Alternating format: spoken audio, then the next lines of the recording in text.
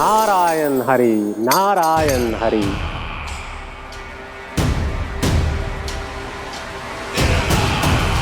प्रणाम देवर्षि। किस योजना में कितना लाभ है और कितनी हानि, यह आंकलन करते करते थक गए होंगे मथुरा नरेश।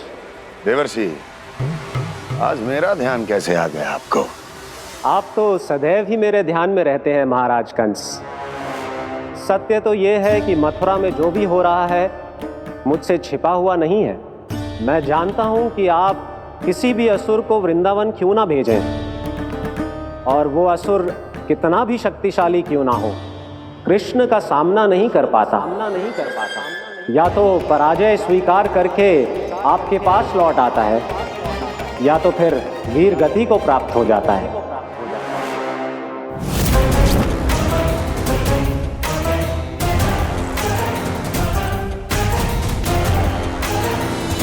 वाह, मुझे मेरी असफलताएं स्मरण कराने आए हैं, मेरे घाव को खुरेदने आए हैं, उन पे नमक छिड़कने आए हैं। मित्र को शत्रु समझने की भूल मत कीजिए महाराज कंस। मैं तो आपकी सहायता करने आया हूं। हाँ, और मेरी सहायता। कृष्ण विष्णु अवतार है, आप विष्णु के भक्त हैं। मैं हूं विष्णु द्रोही, फिर भी तो आपके आराध्य को हानि पहुंचाना चाहता है, उसकी सहायता करना चाहते हैं आप। क्या आप निश्चित रूप से कह सकते हैं कि आप ब्रह्मांड के सभी नियमों को अच्छी तरह समझते हैं? अवश्य।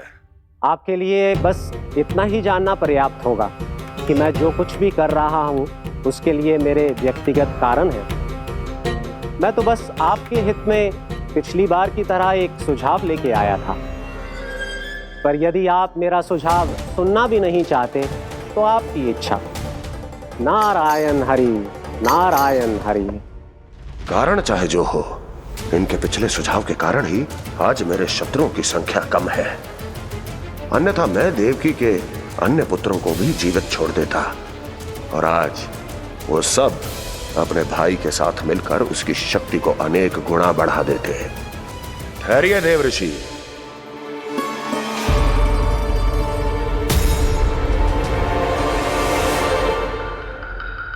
बताइए, क्या सुझाव है आपके पास? मेरे सुझाव का नाम है कालिया नाग।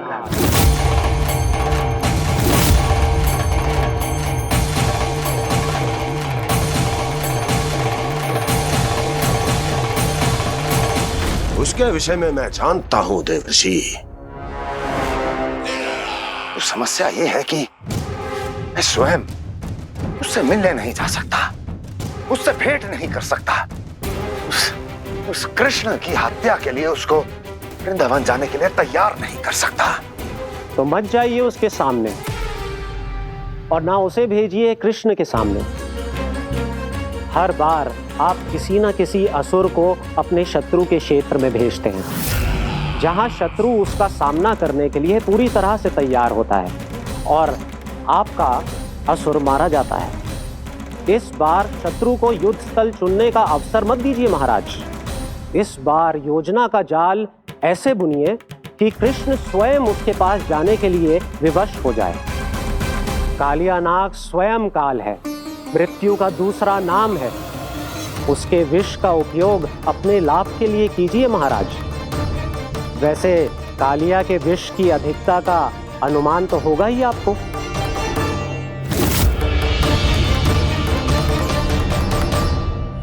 एक बार जो उसके क्षेत्र में पहुंच गया, फिर उसके विष से बचना असंभव है।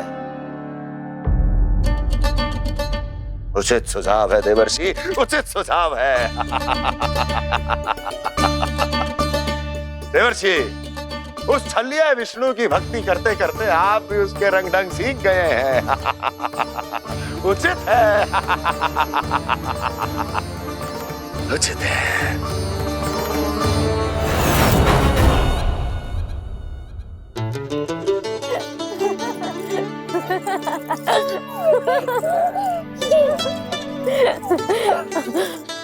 बस बस, बहुत आनंद ले लियो लला। बस अब दूध पी ले। ठहर ठहर, गरम है। जी ले ले।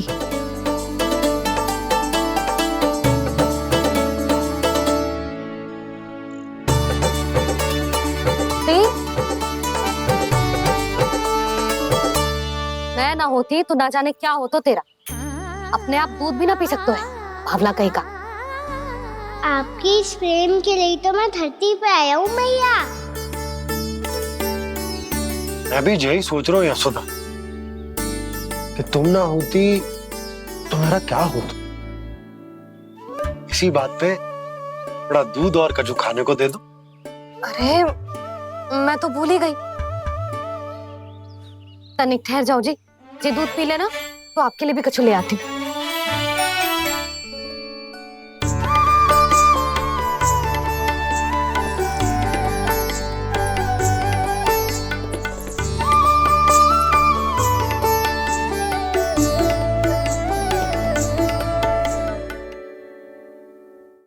प्रणाम महाराज।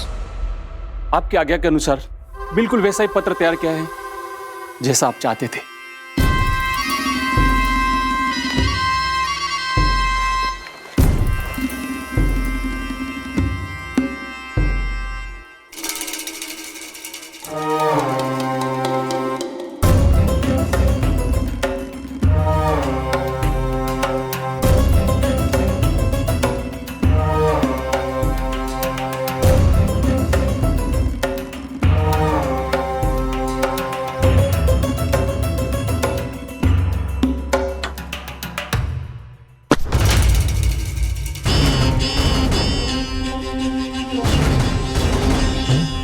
कृष्ण जन्म से लेकर आज तक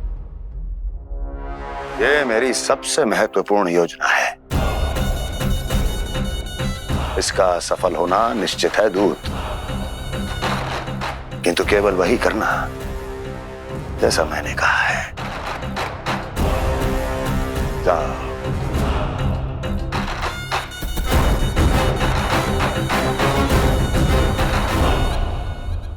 कान्हा,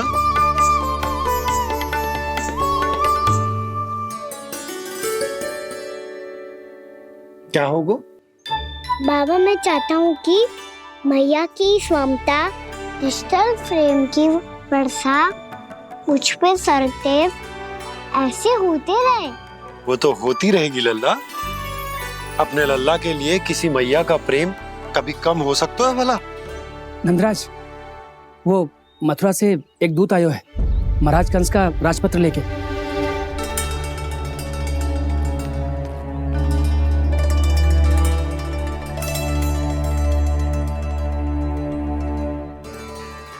कान्हा अब क्या करने वाला है? तेरे बाबा कहाँ गए? हाँ? कंस मामा का खेल आराम हो गया है, पर मैया वो सब सुनेगी तो व्यर्थ चिंतित हो जाएगी। बस थोड़ा बाहर गया मैया, कछु खा लिए से। बाहर इस समय? मैया क्या होगा? मैया देखो ना, पीठ पे कुछ हो रहा है। मेरा हाथ ना पकड़ो, आप करो ना। दिखा यहाँ। क्षमा करना मैया, पर अभी बाबा को ही संभालने दो ये सब। कहिए, क्या संदेश लाए हैं आप? नहीं नंदराज नहीं। महाराज कंस का आदेश है कि यह संदेश सभी गांव वालों के साथ ही पढ़ा जाए। ठीक है, मैं गांव वालों के सामने पढ़ दूंगा, पर मुझे तो दीजिए पढ़ने के लिए। महाराज की आज्ञा का पालन करना आपके लिए भी आवश्यक है नंदराज। सभी गांव वासियों की सभा बुलाइए। बंसी, सभी गांव वालों की सभा बुलाओ। राजपत्र में ऐसा क्या संदेश भेजो है कंस ने? अब मेरे पत्र को पढ़कर सब भौचक के रह जाएंगे। और वो कृष्ण, उस कृष्ण के पांव के नीचे से तो भूमि खिसक जाएगी, आकाश फट पड़ेगा, बिजलियां गिर जाएंगी। प्राप्ति, ओ प्राप्ति, कंस का पत्र स्वयं को बहुत अधिक शक्तिशाली समझता है ना वो। अब देखता हूं कैसे वो इस महासंकट का सामना करता है। वो कृष्ण, वो अपनी मृत्यु स्वयं चुनेगा या मृत्यु की वेदी पर चढ़ा देगा प्रिय वृंदावन वासियों को।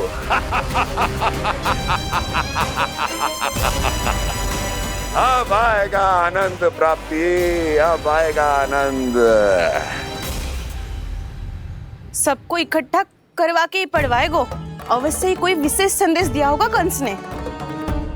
मैं भी यही सोच रही हूँ सुलक्षणा जी, कछु ना कछु तो विशेष है, पर जे हो क्या सकता है?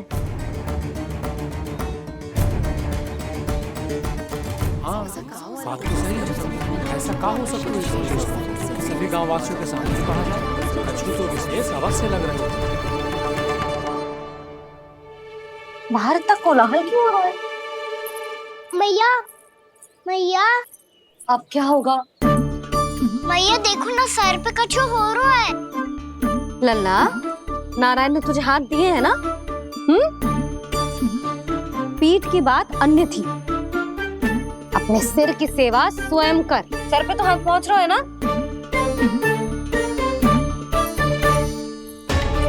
मैया सुनो ना, मैया देखो ना, तीव्र कर कछु हो रहा है। मैया देखो ना, तीव्र कछु हो रहा है।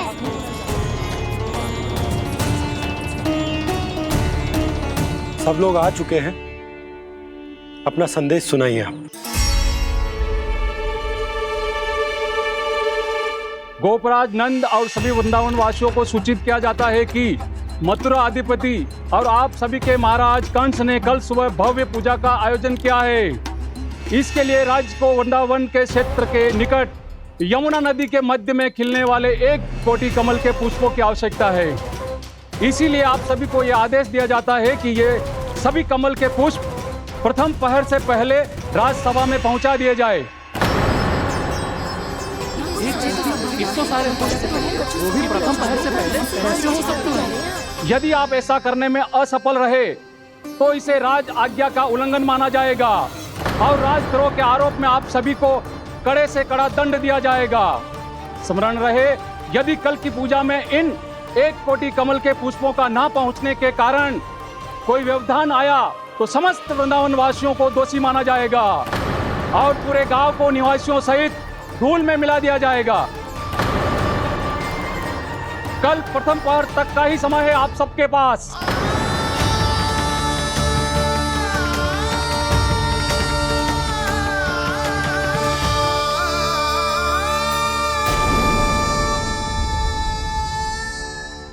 एक कोटि कमल पुष्प, वो भी कल प्रथम प्रहर में? ऐसे कैसे संभव है? और कोई साधारण पुष्प ना, यमुना नदी के मध्य खिलने वाले विशेष कमल के फूल चाहिए उन्हें। लेकिन यमुना नदी में तो कालिया नाग ने विष घोल के रखा है, तो फिर कैसे हो पाएगा? यह संभव है। हमारी मृत्यु का संदेश भेजा है राजा कंस ने। सदैव की भांति इस समस्या पर भी गांव के बड़े ही विचार करेंगे। बालकों का यहाँ होना उचित ना है।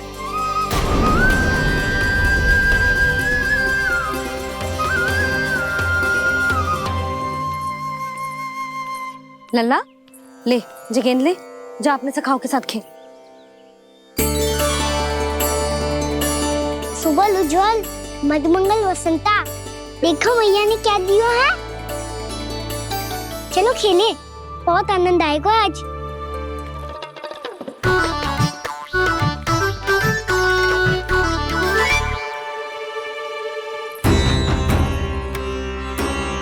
भानु, बंसी, जाओ और शीघ्र ही वो घेरे का कार्य समाप्त करो।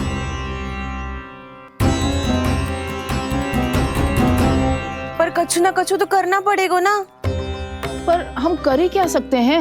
पुष्प लाने को और कोई उपाय है भी तो ना। मैं चला जाऊंगा जमुना जी में। वैसे भी मेरे जीवन के कितने दिन शेष बचे हैं। गांव के लिए, समाज के लिए कुछ करके मरूं, तभी तो शांति मिलेगी। ना काका, यदि आप उस विषैले जल में छलांग लगा भी दोगे, किंतु 1 कोटि कमल पुष्प एकत्रित कर पाना आपके लिए संभव ना है। इससे अच्छा है कि मैं चला जाऊं। यदि मैं मर भी गया तो मेरे पीछे रोने वाला कोई ना है। किसी को कहीं जाने की आवश्यकता ना है। गोप नरेश होने के नाते ये मेरा कर्तव्य है कि मैं आप सबकी रक्षा करूं। नंदराज, आपको जाना है तो जाओ, हरिया, काका, भैया सब चले जाओ। लेकिन आपको पता है वहाँ का जल कितना विषैला है। आप लोग एक क्षण भी जीवित नहीं रह पाओगे। फिर कैसे इकट्ठा करेंगे 1 कोटि कमल पुष्प? आप बात तो सही कह रही हैं शांति। उस दुष्ट कंस ने ऐसी मांग रख के हम सबको फंसा दिया। हम में से कोई भी क्यों ना चला जाए और इस संकट का समाधान ना निकले को। कान्हा, बताना कौन सा खेल खेलें? गेंद पकड़ खेलते हैं। पर एक बात सुन लो सब, कोई भी तीव्र गति से ना फेंको गेंद को। भैया ने फ्रेम बनाई है मेरे लिए। सब तैयार हो?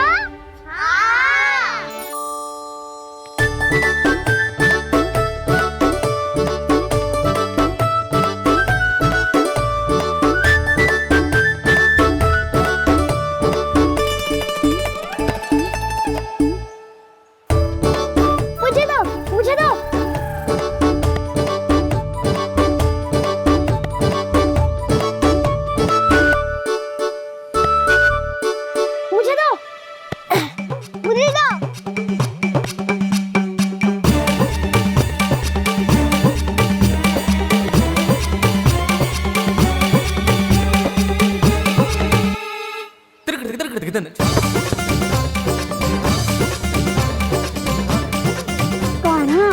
इतनी धीरे से फेंकेगो तो कैसे आनंद आएगो?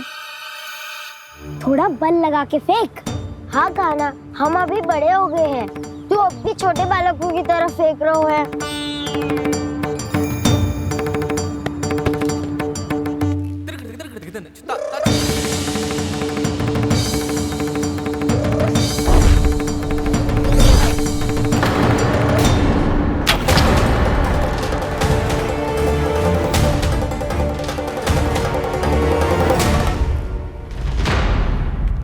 दीदी जी क्या करो कान्हा? गेंद तो डूब गई।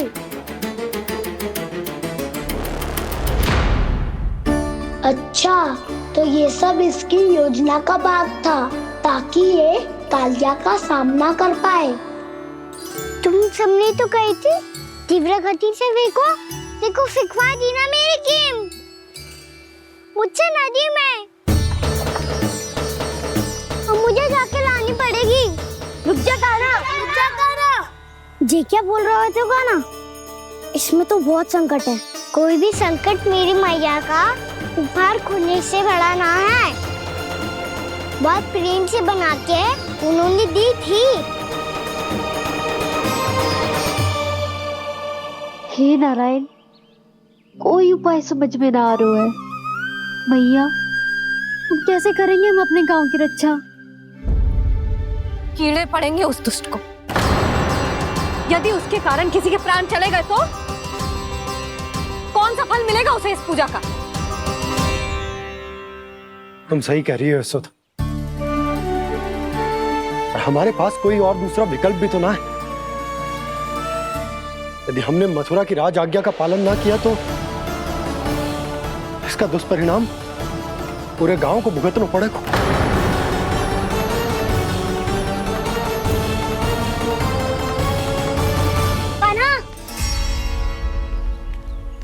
तुम्हें पता है कि तू भगवान है, दिव्य है, बहुत शक्ति है तुझ में। पर फिर भी हम तुझे विषैले जल में ना जाने दे सकते। कुछ होगा तो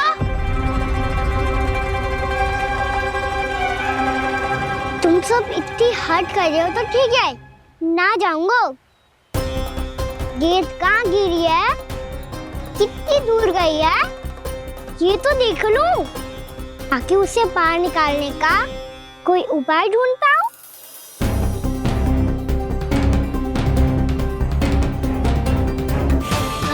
हाँ।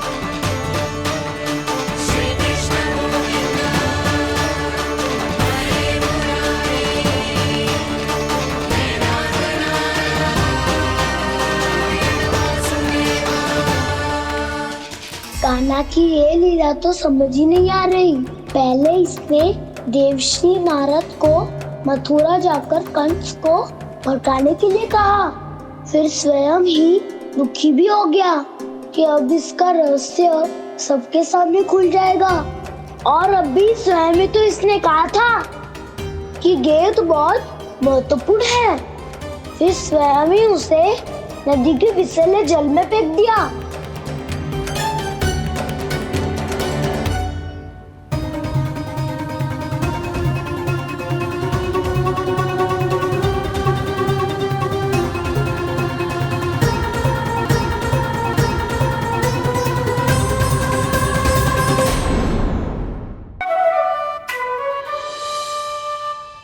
जब से कान्हा का जन्म हुआ है ना, मैं तब से देख रही हूँ, तब से हम पे कोई भी संकट आती है ना, तो अचानक से कोई अपरिचित हमारी सहायता करने आ जाते हैं, और जाते समय कान्हा की आज्ञा लेके जाते हैं, और कभी कभी तो इसे प्रभु बोल के जाते हैं। बाबा संभालो।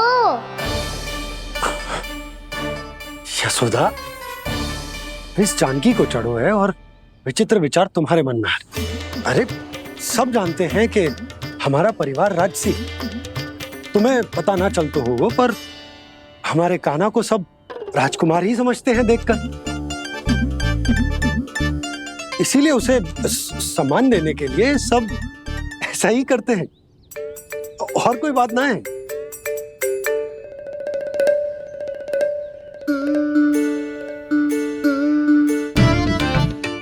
अब जे मेरे लल्ला को ऐसे क्यों घूर रहे हैं? बुरी दृष्टि लगाएंगे क्या? वैद्यराज जी, आपके सहायक तो गए, अब आप यहाँ क्यों? वो क्या है ना, मैं अपने रोगी का निरीक्षण करके पूरी तरह से संतुष्ट होकर ही जाता हूँ।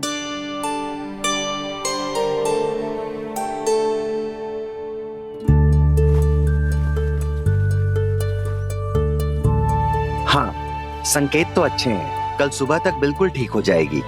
धन्यवाद वैद्य जी।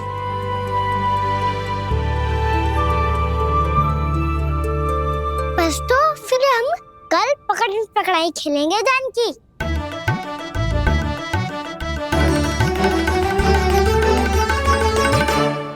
भानु, बंसी, जाकर उस क्षेत्र के चारों ओर बाड़ बनवा दो और वहां सूचना पट्ट भी लगा देना, ताकि जानकी के साथ जो हुआ है वो किसी और के साथ ना हो। शीघ्र जाओ। जी ठीक है।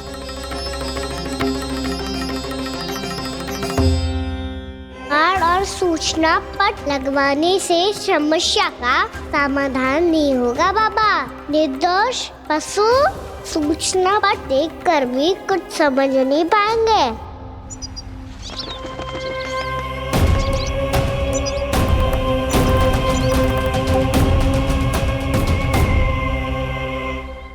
तो तुम्हारे कहने का अर्थ यह है कि व्योमासुर मारा जा चुका है, और वो बालक अब भी जीवित है। हाँ महाराज, मैंने गोप बालकों को कहते सुना था कि कृष्ण ने छलिया को मोक्ष दे दिया है, पर वृंदावन सुरक्षित नहीं है महाराज। वो एक बहुत बड़ी समस्या से जूझ रहे हैं। कैसी समस्या? गांव के निकट क्षेत्र में किसी विषैले सर्प का निवास है। उसके विष का प्रभाव इतना भयानक है महाराज, जैसे विष ना हो, स्वयं हलाहल हो। मेरी कोई भी औषधि रोगी का उपचार नहीं कर पा रही थी। निकट के क्षेत्र में कहां है वो सर्प? गोप मानते हैं कि वो सर्प गांव के निकट यमुना नदी के जल में रहता है। मुझे तो लगता है महाराज, ये कालिया नाग की कथा कोई किंवदंती या लोक श्रुति नहीं, एक सच्चाई है, एक विषैली सच्चाई।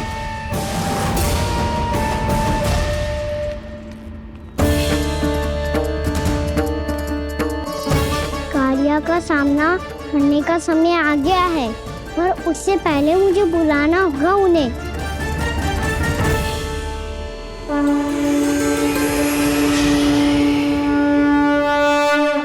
संसार के दारुण भय का नाश करने वाले, सभी कष्टों का हरण करने वाले, विश्व का समस्त ऐश्वर्य प्रदान करने वाले, कमल जैसे लोचन, मुख और चरणों वाले आजानुभुज श्री राम को मैं बार बार नमस्कार करता हूँ। आपदामपहर्तारं दातारं सर्व संपदाम लोकाभिरामं श्रीरामं भूयो भूयो नमाम्यहम्। काकभुसुंडी काकभुसुंडी काकभुसुंडी। प्रभु क्षमा करें, मुझे जाना होगा।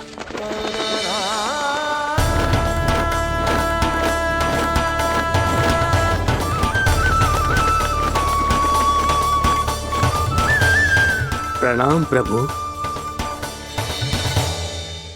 अनेक बार मैं आपके दर्शनों के लिए आया प्रभु। कभी नंद भवन के झरोखों से आपके दर्शन करके चला जाता था, तो कभी दूर किसी वृक्ष की आड़ से आपको निहार लिया करता था। आज आपने स्वयं मुझे बुलाकर धन्य कर दिया प्रभु।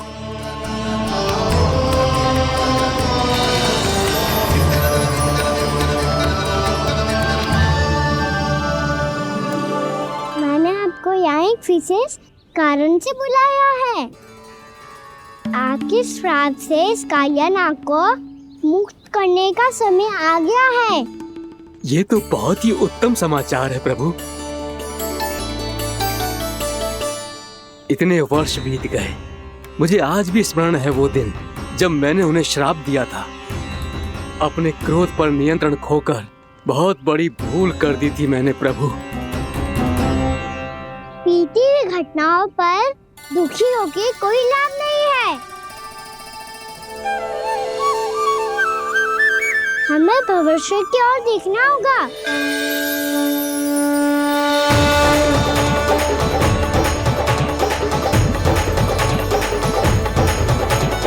आदेश कीजिए प्रभु, क्या आज्ञा है आपकी? जब मैं कालिया नाग का सामना करने जाऊं, तो आप यहीं रहेगा। आपको अपने आप पता चल जाएगा कि कब क्या करना है। और हाँ, लौटते जाते समय नारद मुनि से कहिएगा, वो आकर मुझसे भेंट करे। अवश्य प्रभु, प्रणाम। क्या इसने सच्ची में देवर्षि नारद को बुलाया है? नारायण नारायण। आपको संदेश भेजने की आवश्यकता नहीं थी। आप स्मरण करते और मैं चला आता। तुम्हारा कल्याण हो नारद।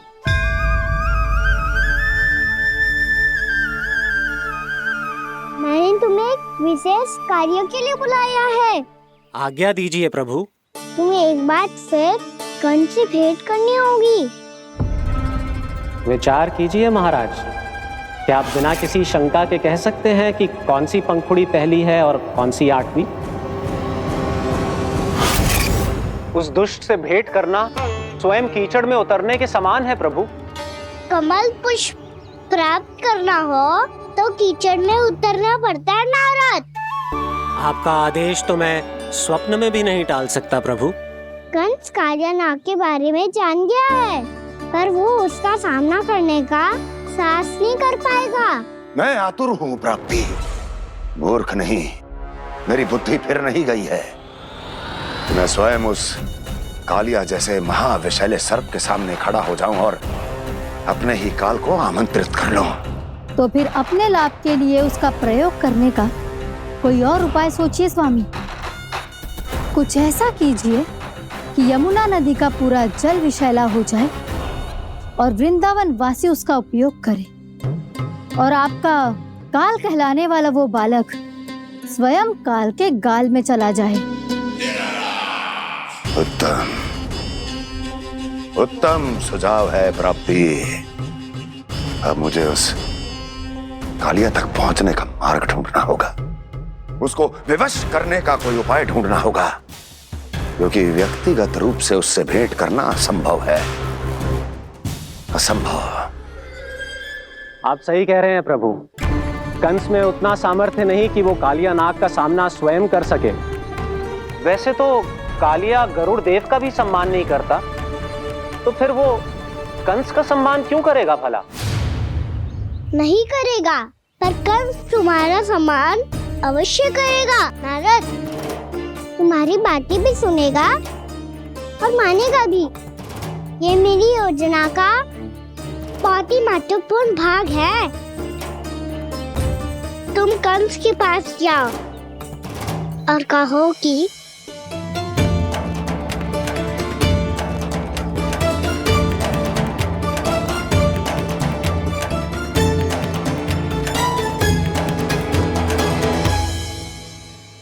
संतान अपने माता पिता को तीर्थ का सौभाग्य दिलाती, पर मेरा लल्ला कितना महान कि उसने हमारे घर को ही तीर्थ बना दिया।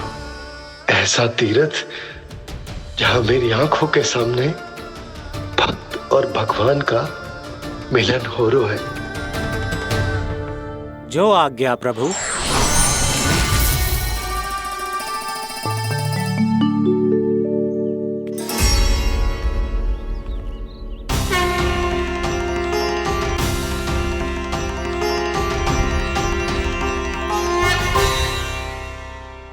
बाबा, कान्हा, ये सब क्या चल रहा है? पहले काक भुसुंडी जी और फिर जे नारद जी। क्या योजना बना रहे हो तुम? कान्हा, बताना लल्ला, क्या सोच रहे तू? कान्हा देख, अगर तुझे अपने बाबा को ना बताना हो ना, अपने भक्त को बता दे। क्या सोच रहे हो लल्ला? क्या करने वाले हो आप?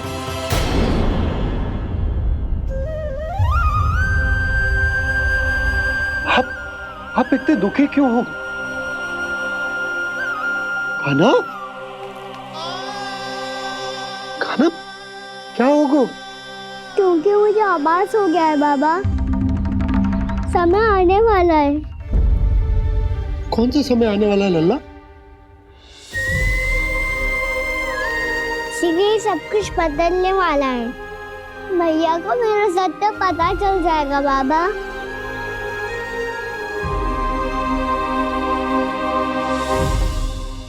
पर लल्ला, इसका काक भुसुंडी और कालिया नाग से क्या संबंध है? ऐसा क्या हुआ था और क्या होने वाला है?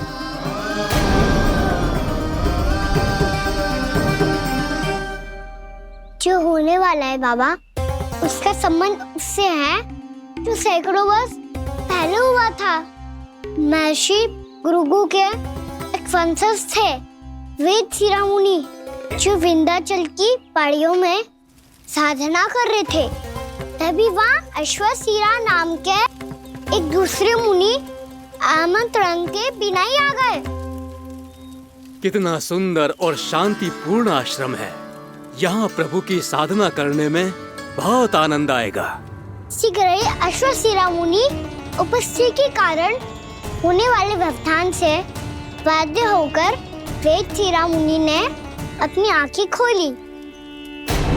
कौन हो तुम और यहाँ क्या कर रहे हो? आपके आश्रम में बहुत शांति है मुनिवर। साधना करने के लिए बहुत ही उत्तम स्थान है ये। मैं चाहता हूँ कि मैं भी यहाँ। आप यहाँ साधना करना चाहते हैं, लेकिन इतना भी नहीं जानते कि किसी के आश्रम में प्रवेश करने से पहले उसकी आज्ञा लेनी चाहिए। आप ये भी नहीं जानते कि यदि कोई यज्ञ कर रहा हो तो बिना अनुमति के वहाँ प्रवेश करने से उसकी यज्ञ साधना भंग हो सकती है। आप क्या साधना करेंगे मुनि? आप तो साधना के योग्य ही नहीं हैं। इतना अपमान! एक मुनि के मुख से इतने कड़वे शब्द शोभा नहीं देते। मैं तुम्हें श्राप देता हूँ, जितनी विषैली तुम्हारी जिह्वा है उतने ही विषैले सर्प बन जाओ तुम। और ऐसा सर्प जो सांस भी ले तो निकट का वातावरण दूषित हो जाए। तुम्हारे इस दुस्साहस के लिए मैं तुम्हें श्राप देता हूँ कि तुम अभी इसी क्षण कौवा बन जाओ, और ऐसा कौवा जो कांव कांव करके अनर्गल प्रलाप करता रहे।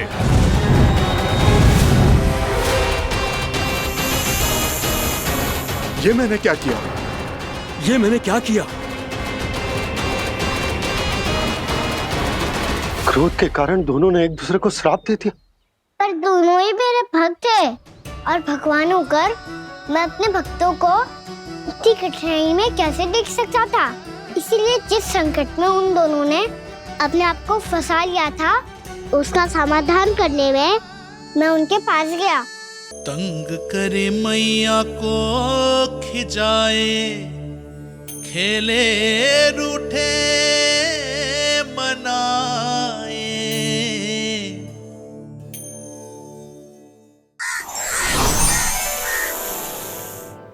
देखिए ना प्रभु, ये क्या हो गया हमसे। हमारी रक्षा कीजिए प्रभु, मार्ग दिखाइए हमें। क्रोध पर नियंत्रण ना होने के कारण आप दोनों ने एक दूसरे को बहुत ही भीषण संकट में डाल दिया है। अब दोनों ही तपस्वी, तप के बल से दिए गए आपके श्राप को लौटाना भी संभव नहीं है। प्रभु कोई तो उपाय होगा, हम आपके शरण में हैं प्रभु। अपराध तो हमसे हुआ है प्रभु, पर अब आपसे ही आशा है। कुछ ऐसा कीजिए भक्त वत्सल, जिससे हम दोनों के श्राप का प्रभाव कुछ कम हो जाए। आप दोनों ही मेरे भक्त हैं, इसलिए आपकी पीड़ा का निवारण करने का एक उपाय है मेरे पास। वेद शिरामुनि, जब आप कालिया नाग बनेंगे तो आपको मेरे चरणों को अपने शीश पर धारण करने का सौभाग्य मिलेगा। और अश्र शिरामुनि, आप काग योनि होने के बाद भी आप श्रेष्ठतम ज्ञान और सर्वाधिक यौगिक सिद्धियों के स्वामी होंगे और प्रवचन दिया करेंगे। इसके बाद अश्वशिरा मुनि काकभुसुंडी बन गए, जिन्होंने आगे चलकर स्वयं गरुड़ देव को रामायण सुनाई। और मुनि वेदशिरा महर्षि कश्यप और देवी कत्रियों के पुत्र कालिया नाग बनकर जल में, और अब वही कालिया नाग जमराज में, जिनके कारण जानकी के प्राण लगभग चले ही गए थे।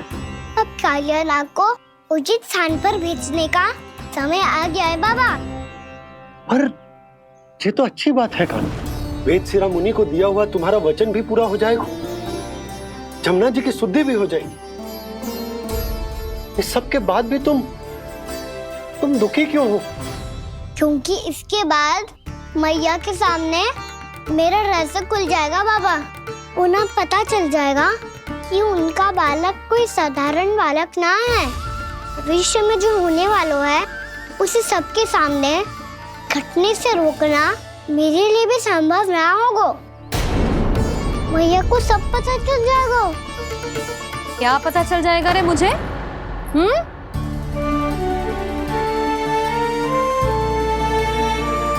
यही कि सबसे अधिक प्रेम मैं आपसे ही करता हूँ। अब बस भी कर, चलो भोजन के लिए बुलाने आई थी तुम दोनों को। भूखा थोड़े ना रहने दूंगी अपने लल्ला को, मेरा लल्ला दुर्बल हो जाएगा ना। आप खिलाओगे तो ही खाऊंगा। हाँ ठीक है, मैं ही खिलाऊंगी। अब चल, आओ जी चल।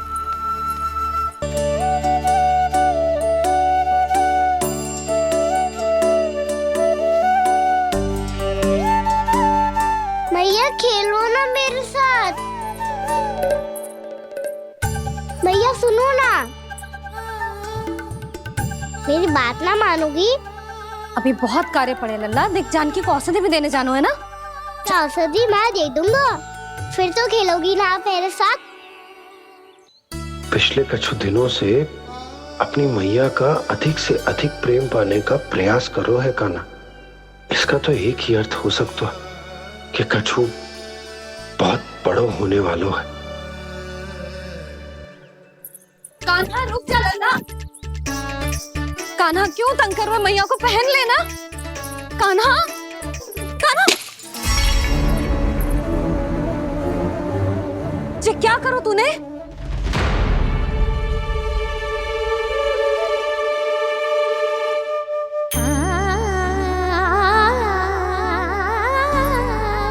अच्छा ठीक है, अब मुंह लटकाने की आवश्यकता ना है। ये ले।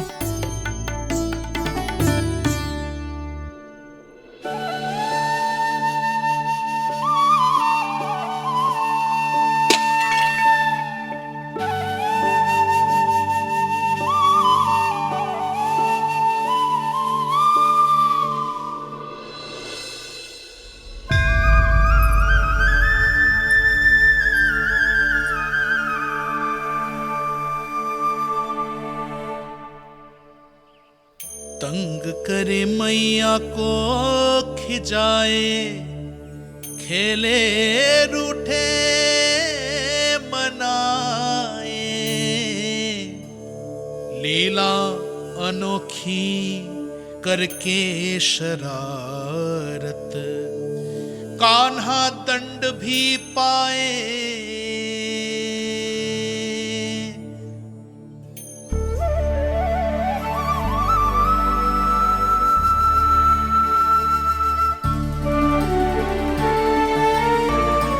रूठना मनाना, खेलना खिलाना, पहले शरारत करके क्रोध दिलाना और फिर क्षमा मांग लेना, ये सब जानबूझकर कर रहे है कान्हा। जैसे जीवन भर के लिए अपनी मैया की ममता को अपने हृदय में समेट कर रखना चाहते हो।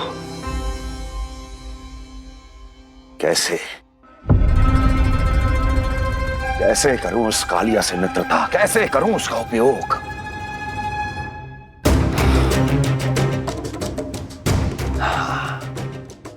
उस पर आक्रमण कर देता और उसे किसी ना किसी तरह से यह विश्वास दिला देता हूं कि यह आक्रमण उस विष्णु अवतार ने किया है। फिर वो क्रोध में आकर सारे वृंदावन वासियों को अपने विष से समाप्त कर देगा। उचित है, ये उचित है। नारायण हरि, नारायण हरि।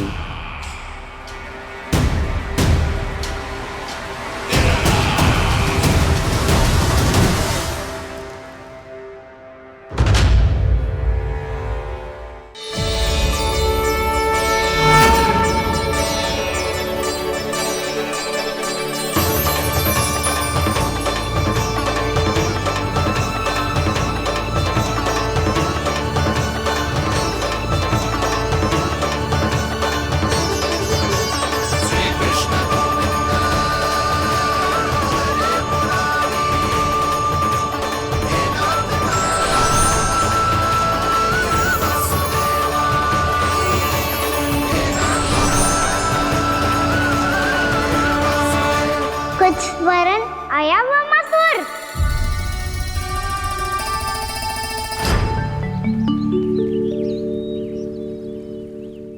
बहुत समय पहले की बात है, बहुत बड़े भूमाकर राज करते थे तुम्हें मान राजा भीमम के नाम से जाना जाता था।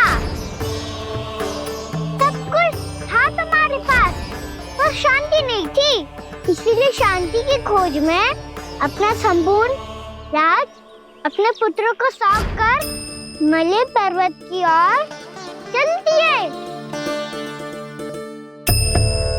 अनेक वर्षों की तपस्या के बाद तुम्हारे तप की कीर्ति चारों ओर फैलने लगी और फिर सच्चे तपस्वी के रूप में तुम्हारी ख्याति से प्रभावित होकर महर्षि उलट तुमसे भेंट करने आए।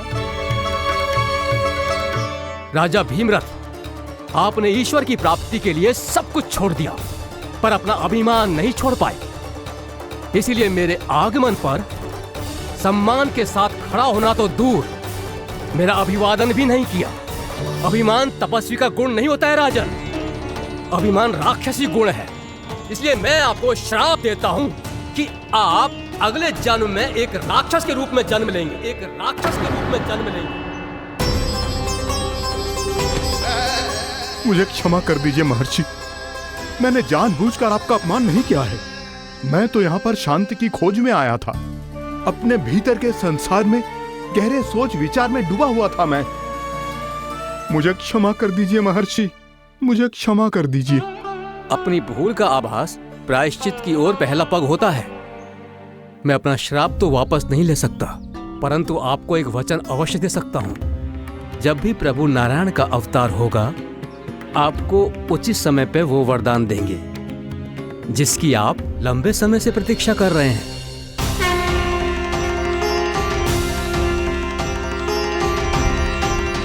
प्रभु, आपने मेरी आंखें खोल दी। अब मुझे पता चल गया है कि आप कौन हैं और मैं कौन हूं। इसलिए आप मुझ पर कृपा करके अपने चरणों में स्थान दे दीजिए। मुझे वो शांति प्रदान कीजिए जिसकी खोज में मैं वर्षों से भटक रहा हूँ। शांति तो मोक्ष में ही है, इसीलिए मैं तुम्हें मोक्ष का वरदान देता हूँ।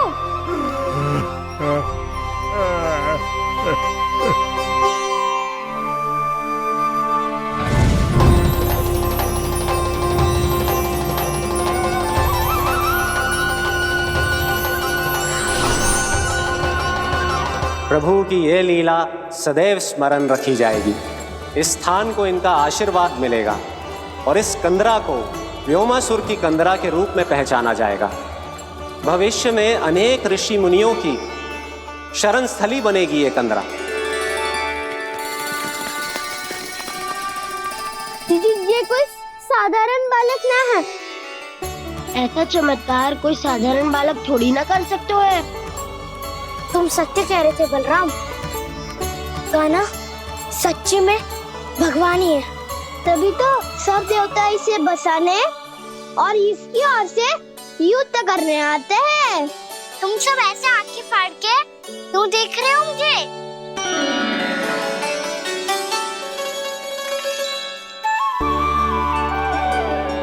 बलराम, तुम बलवान हो और कान्हा भगवान है। दूर दूर तक कोई दिखाई ना दे रहा है, ना जाने किस हाल में होंगे बालक। कहीं हम ही तो मार्ग ना भटक गए शीघ्रता के चक्कर में। अब तो एक पग भी ना चलो जा रहे हो। जल, किसी के पास जल है क्या? कंठ तो मेरा भी सूख रहा है मौसी। भाभी, निकट ही जमुना जी है, कहूँ तो वहाँ से जल ले आओ। मैं भी जा रही हूँ भाभी, एक से भले दो। हाँ चल, शीघ्रता से आओ। हाँ।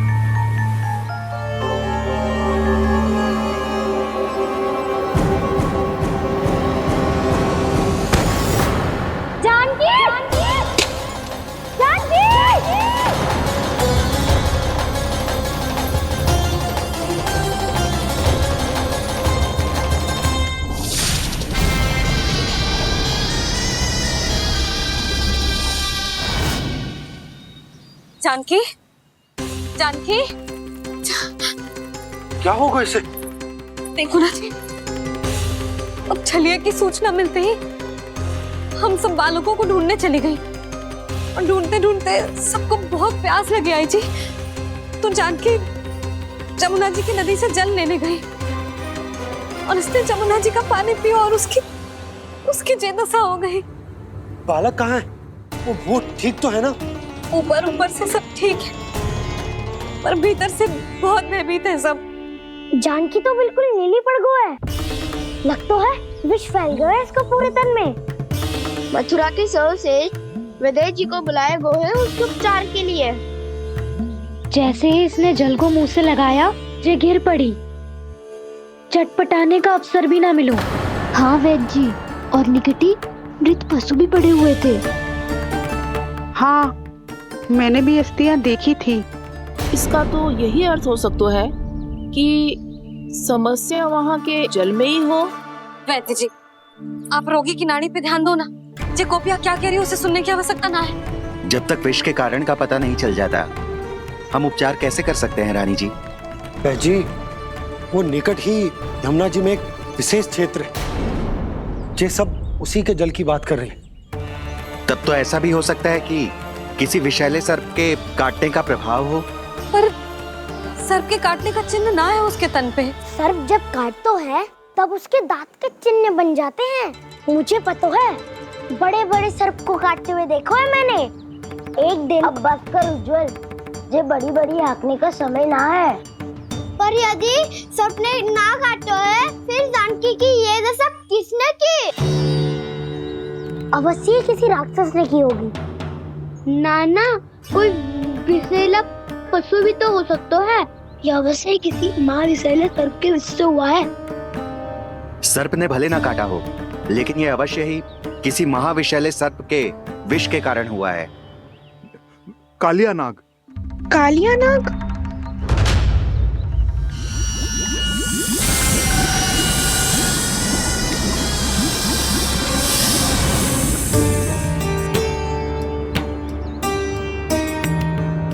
संकेतों से तो ऐसा लगता है कि जानकी ने कालिया नाग के क्षेत्र के विशाल जल पी लियो है। कालिया नाग एक लोक श्रुति है, कल्पना में गढ़ी हुई एक कथा, और कछु ना है। हमें जाके पता लगाना पड़ेगा। पर हमें वहां जाने से मना क्यों है ना बड़ों ने? उज्जवल सही कह रहे हो है। इस समय जानकी के स्वार्थ से अधिक महत्वपूर्ण और कछु ना है। जानकी हमारे लिए ही जलाने गई थी जी, ना मैं उसे जाने देती ना जैसा वो तो। वैद्य जी आप शीघ्र कछु करो, कैसे भी कछु भी करो, पर इसके प्राण बचा लो। यशोदा, धैर्य रखो, श्री नारायण पर विश्वास रखो, वो सब ठीक कर देंगे।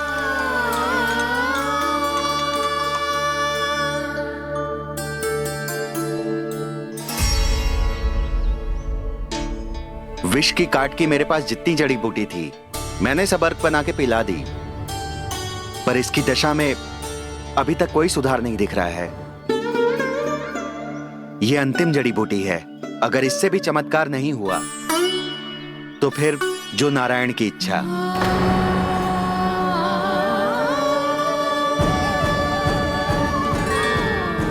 पर कोई तो उपाय होगा जानकी को बचाने का।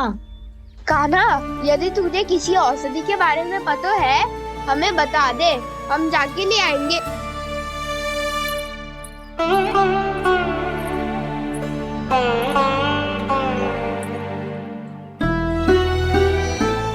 हे नारायण, हे प्रभु, मेरी जानकी के प्राण बचा ले प्रभु। क्या तो मैं अपने आप को कभी क्षमा न कर पाऊंगी। ये सारी मेरे ही कारण बनाई थी। उसकी रक्षा करो प्रभु, मेरी पुकार सुनो। कान्हा, तूने हमें वत्सासुर से बचाया था ना?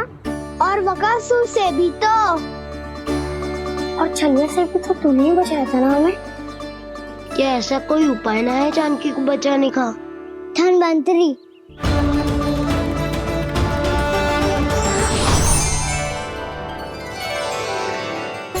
मैं आ गया हूं प्रभु, चिंता मत कीजिए, आपके आदेश का पालन अवश्य होगा। यशोदा मैया,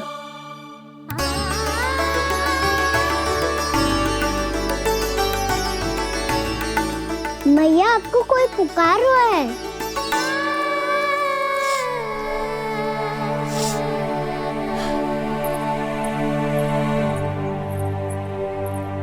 चिंता मत करो मैया, अब धन्वंतरी जी आ गए हैं, वो सब संभाल लेंगे। धन्वंतरी जी कौन है? जिन्होंने संसार का आयुर्वेद दिया,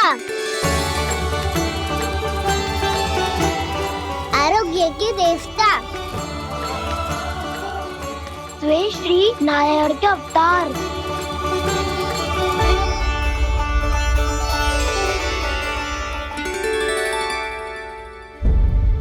मुझे पता चला है कि आपको वेद की आवश्यकता है। हाँ हाँ, भीतर आइए।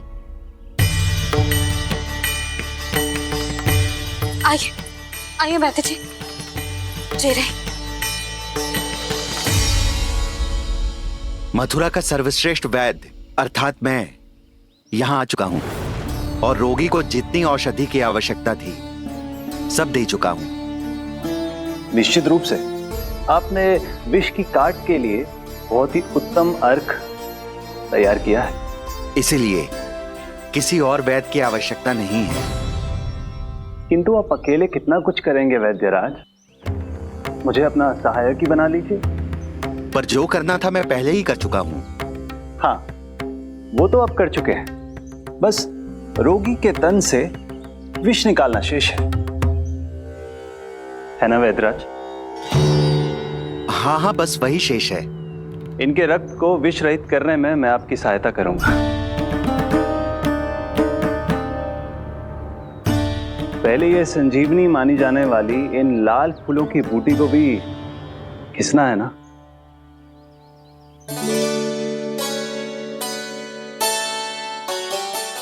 हाँ हाँ, तुम सही कह रहे हो। इसे अच्छे से घिसो।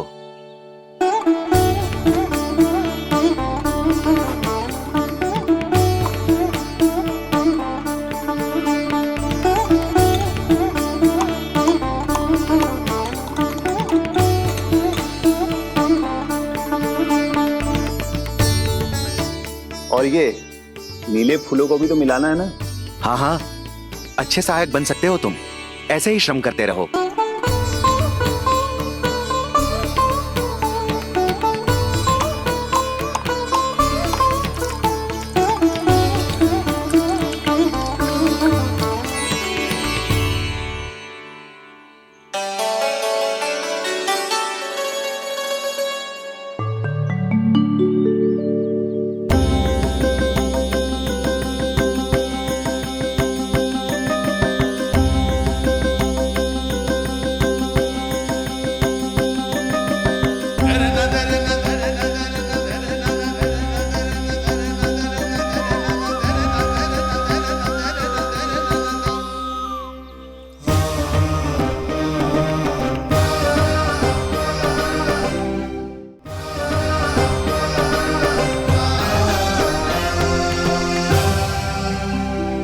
जानकी स्वस्थ तो हो जाएगी ना धन्वंतरी जी? धन्वंतरी? प्रभु, अब मैं क्या करूं? आपने तो स्वयं ही मेरी पहचान उजागर कर दी। जी क्या करो कान्हा? आप सब ऐसे क्यों देख रहे हो? मैया कहती है ना, सभी वैद्य धन्वंतरी जी का ही रूप होते हैं। वाह कृष्णा, चतुर तो हो तुम। वैसे वास्तविक धन्वंतरी मैं हूँ। मेरा अर्थ है वास्तविक वैद्य मैं हूँ। ये तो मेरा सहायक है। मुझे पूरा विश्वास है बिल्कुल ठीक हो जाएगी। वैसे ही थोड़े ना मुझे मथुरा का सर्वश्रेष्ठ वैद्य कहते हैं लोग।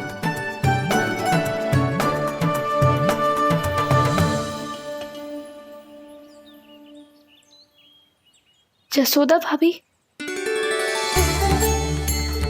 जसोदा जी, जानकी को चेतना आ गई। जानकी, जानकी, जानकी, तू ठीक है ना? क्षमा करना भाभी, मैं आपके लिए जल ना ला पाई। बस बहुत भूख लगी है। मैं अभी कच्चा लाती हूँ। जानकी माखन खाओगी?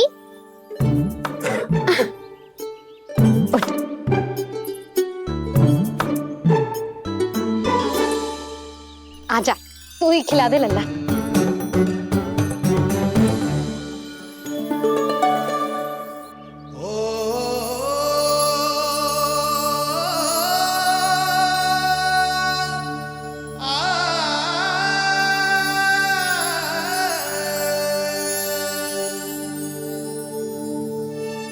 तुम सब मेरे लल्ला को माखन चोर कहती हो ना? आज देखो, अपना ही माखन जानकी को खिला रहे हो।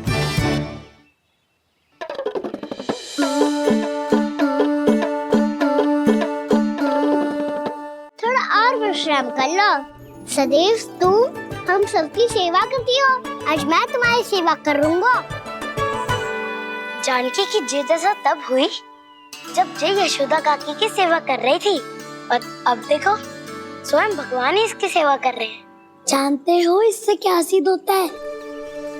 जो भी यशोदा मैया की पूजा करेगा अर्थात अपने माता पिता की सेवा करेगा, उनके साथ सम्मान से व्यवहार करेगा, ईश्वर स्वयं उसका ध्यान रखेंगे, कभी धन्वंतरी के रूप में तो कभी स्वयं कान्हा के रूप में।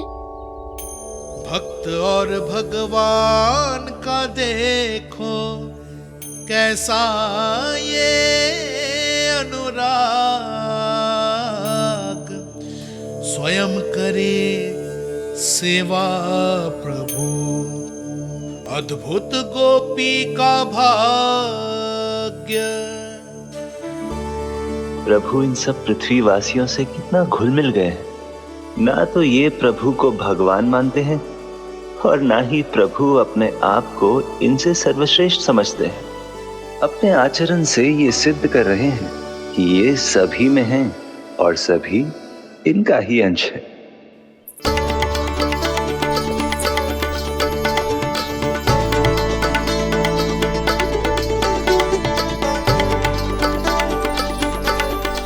प्रभु, अब मुझे जाने की आज्ञा दीजिए।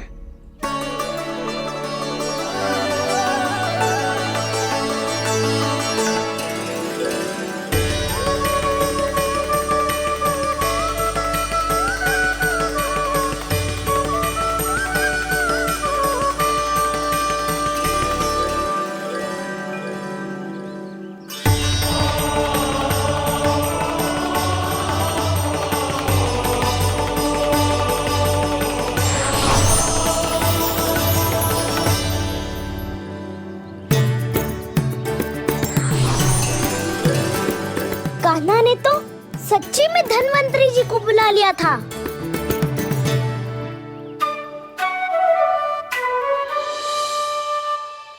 जब से कान्हा का जन्म हुआ है ना, मैं तब से देख रही हूँ, तब से हम पे कोई भी संकट आती है ना, तो अचानक से कोई अपरिचित हमारी सहायता करने आ जाता है, और जाते समय कान्हा की आज्ञा लेके जाते है, और कभी कभी तो इसे प्रभु बोल के जाते है। बाबा संभालो।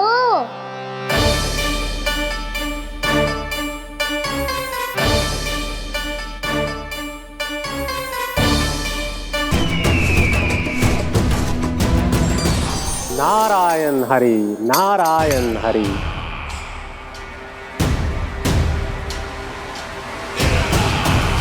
प्रणाम देवर्षि। किस योजना में कितना लाभ है और कितनी हानि, यह आंकलन करते करते थक गए होंगे मथुरा नरेश। देवर्षि, आज मेरा ध्यान कैसे आ गया आपको? आप तो सदैव ही मेरे ध्यान में रहते हैं महाराज कंस।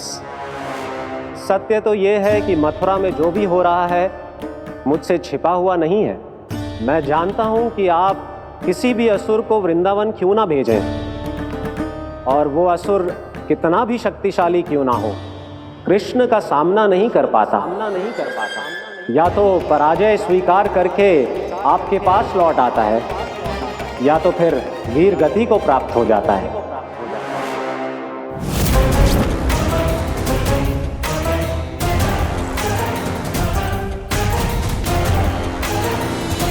वाह, मुझे मेरी असफलताएं स्मरण कराने आए हैं, मेरे घाव को खुरेदने आए हैं, उन पे नमक छिड़कने आए हैं।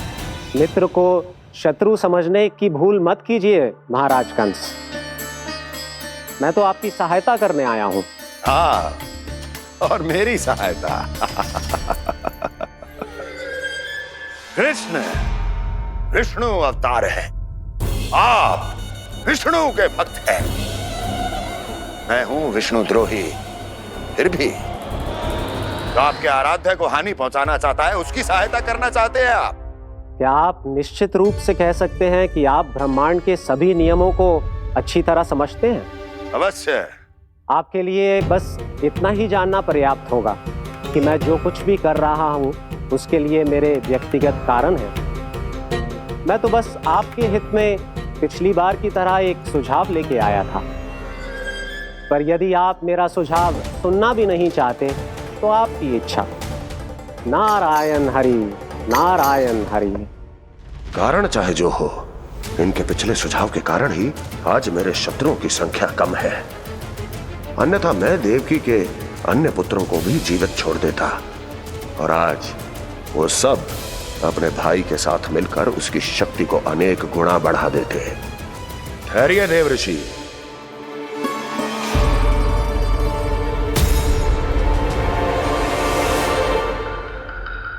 बताइए, क्या सुझाव है आपके पास? मेरे सुझाव का नाम है कालिया नाग।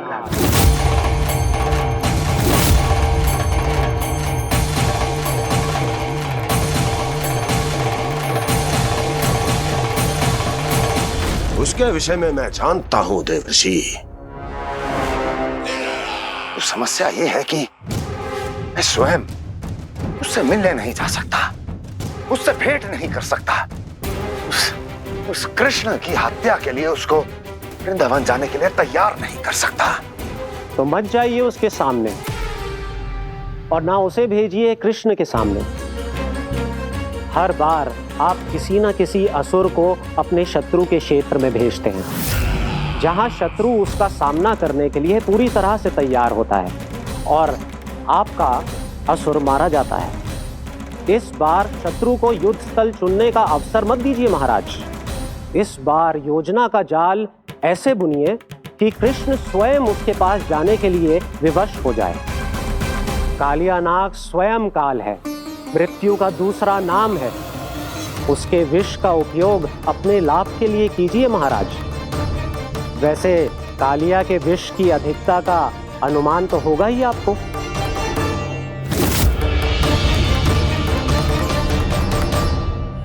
एक बार जो उसके क्षेत्र में पहुंच गया, फिर उसके विष से बचना असंभव है। उचित सुझाव है देवर्षि, उचित सुझाव है। देवर्षि, उस छलिया विष्णु की भक्ति करते करते आप भी उसके रंग ढंग सीख गए हैं। उचित है, उचित है।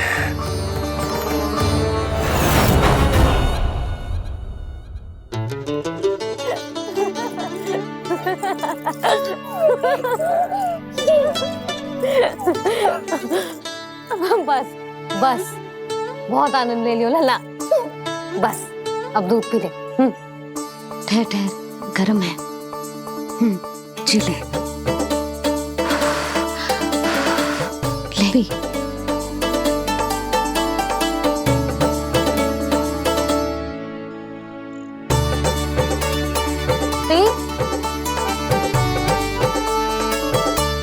मैं ना होती तो ना जाने क्या हो तो तेरा।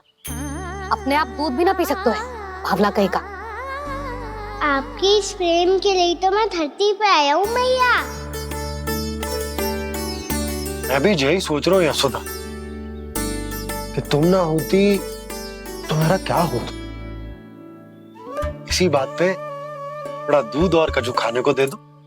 अरे मैं तो भूल ही गई। तनिक ठहर जाओ जी दूध पी लेना, तो आपके लिए भी कछु ले आती हूँ।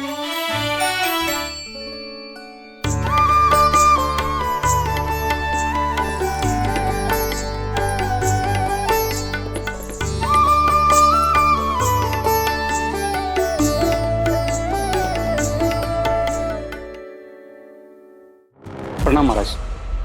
आपकी आज्ञा के अनुसार बिल्कुल वैसा ही पत्र तैयार किया है जैसा आप चाहते थे।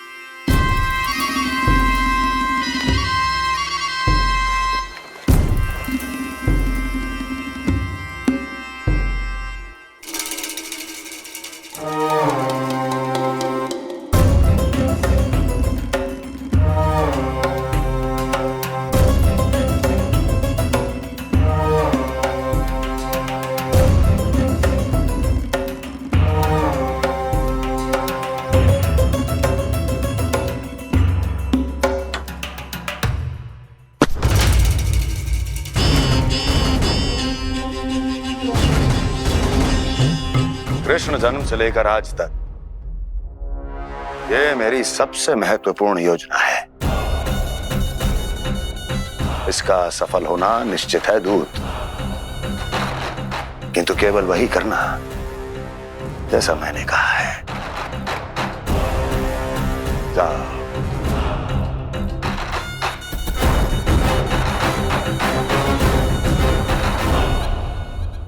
कान्हा,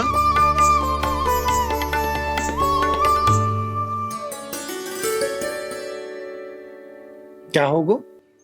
बाबा मैं चाहता हूँ कि मैया की स्वामता क्रिस्टल फ्रेम की वर्षा मुझ पे सरते ऐसे होते रहे। वो तो होती रहेगी लल्ला। अपने लल्ला के लिए किसी मैया का प्रेम कभी कम हो सकता है भला? नंदराज, वो मथुरा से एक दूत आयो है महाराज कंस का राजपत्र लेके।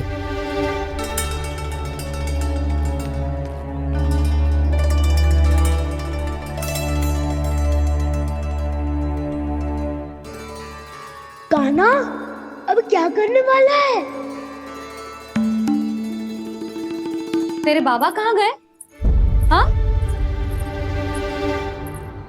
कंस मामा का खेल आराम हो गया है, पर मैया वो सब सुनेगी तो व्यर्थी चिंतित हो जाएगी।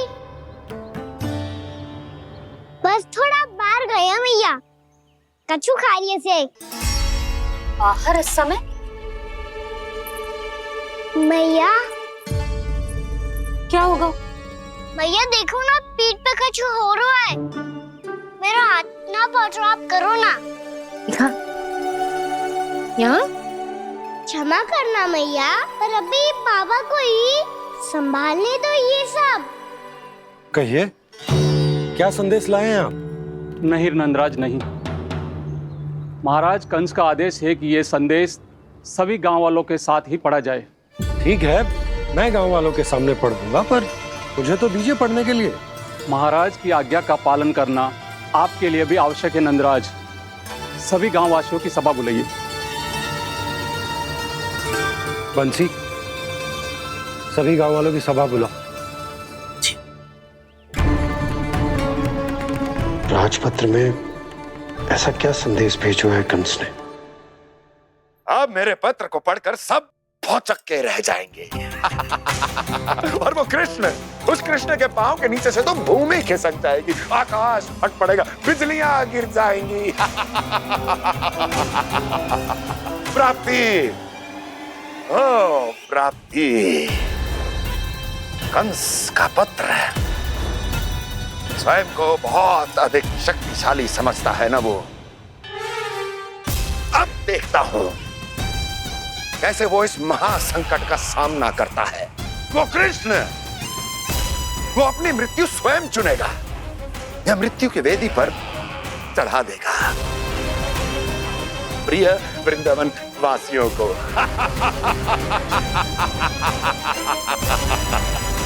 अब आएगा आनंद प्राप्ति, अब आएगा आनंद। सबको इकट्ठा करवा के ही पढ़वाएगो। अवश्य ही कोई विशेष संदेश दिया होगा कंस ने। मैं भी यही सोच रही हूँ सुलक्षणा जीजी, कछु ना कछु तो विशेष है, पर जे हो क्या सकता है? हाँ, बात तो सही है। ऐसा क्या हो सकता है? सभी गांव वासियों के सामने कहा जाए, कछु तो विशेष अवश्य लग रहे हैं। बाहर तक कोलाहल क्यों हो रहा है? मैया, मैया, अब क्या होगा? मैया देखो ना, सर पे कछु हो रहा है। लल्ला, नारायण ने तुझे हाथ दिए हैं ना? पीठ की बात अन्य थी। अपने सिर की सेवा स्वयं कर। सर पे तो हाथ पहुंच रहा है ना?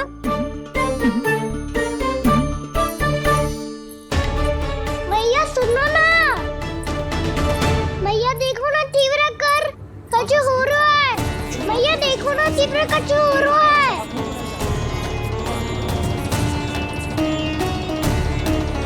सब लोग आ चुके हैं, अपना संदेश सुनाइए आप। गोपराज नंद और सभी वृंदावन वासियों को सूचित किया जाता है कि मथुरा अधिपति और आप सभी के महाराज कंस ने कल सुबह भव्य पूजा का आयोजन किया है। इसके लिए राज्य को वृंदावन के क्षेत्र के निकट यमुना नदी के मध्य में खिलने वाले 1 कोटि कमल के पुष्पों की आवश्यकता है।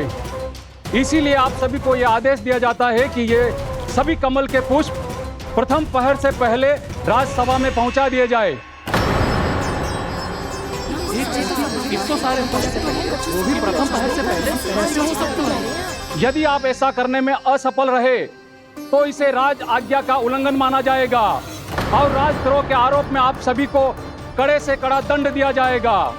स्मरण रहे, यदि कल की पूजा में इन 1 कोटि कमल के पुष्पों का ना पहुंचने के कारण कोई व्यवधान आया तो समस्त वृंदावन वासियों को दोषी माना जाएगा और पूरे गांव को निवासियों सहित धूल में मिला दिया जाएगा। कल प्रथम पहर तक का ही समय है आप सबके पास।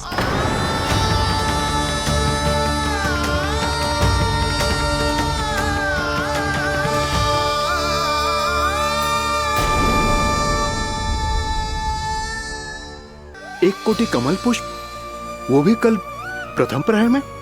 ऐसे कैसे संभव है? और कोई साधारण पुष्प ना, यमुना नदी के मध्य खिलने वाले विशेष कमल के फूल चाहिए उन्हें।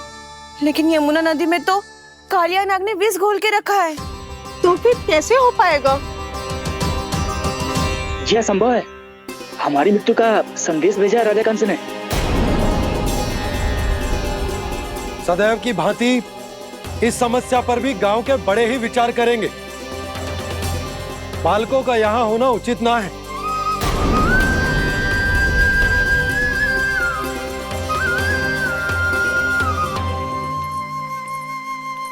लल्ला, ले जे गेंद ले, जा अपने सखाओं के साथ खेल। सुबह उज्जवल, मधुमंगल वसंता, देखो मैया ने क्या दिया है। चलो खेलें, बहुत आनंद आएगा आज।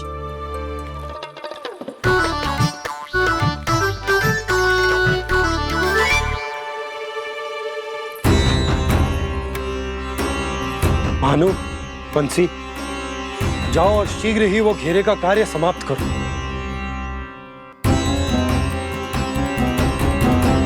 पर कछु ना कछु तो करना पड़ेगा ना। पर हम कर ही क्या सकते हैं? पुष्प लाने को और कोई उपाय है भी तो ना।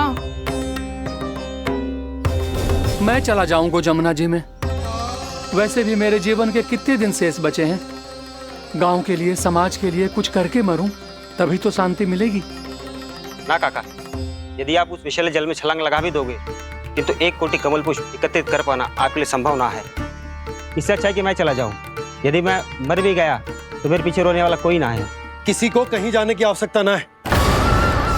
गोप नरेश होने के नाते ये मेरा कर्तव्य है कि मैं आप सबकी रक्षा करूं। नंदराज, आपको जाना है तो जाओ।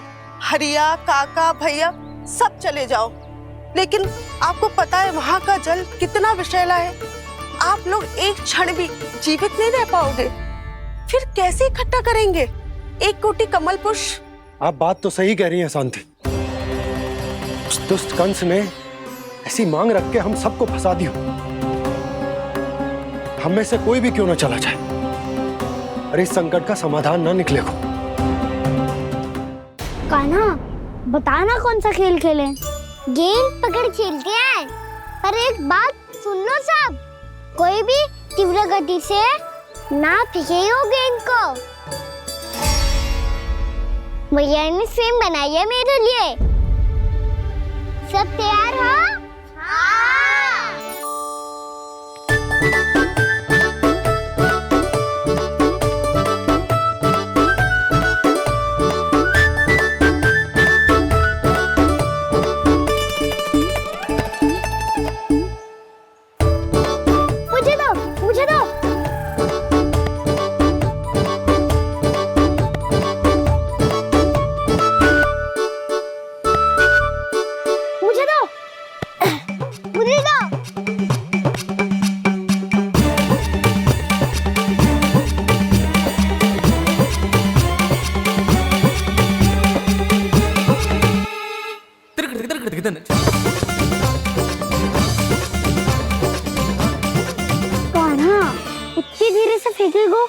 तो कैसे आनंद आएगा?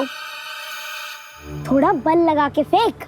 हाँ कान्हा, हम अभी बड़े हो गए हैं, तू अब भी छोटे बालकों की तरफ फेंक रहे हैं।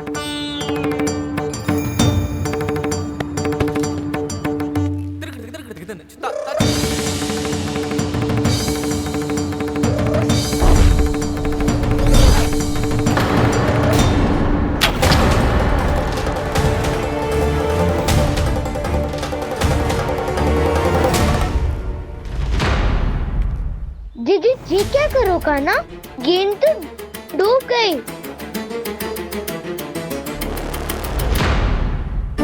अच्छा, तो ये सब इसकी योजना का भाग था ताकि ये कालिया का सामना कर पाए। तुम सबने तो कही थी तीव्र गति से देखो फिकवा दी ना मेरी गेम मुझसे नदी में। अब मुझे जाके लानी पड़ेगी। रुक जा कारा। जे क्या बोल रहे थे ना, इसमें तो बहुत संकट है।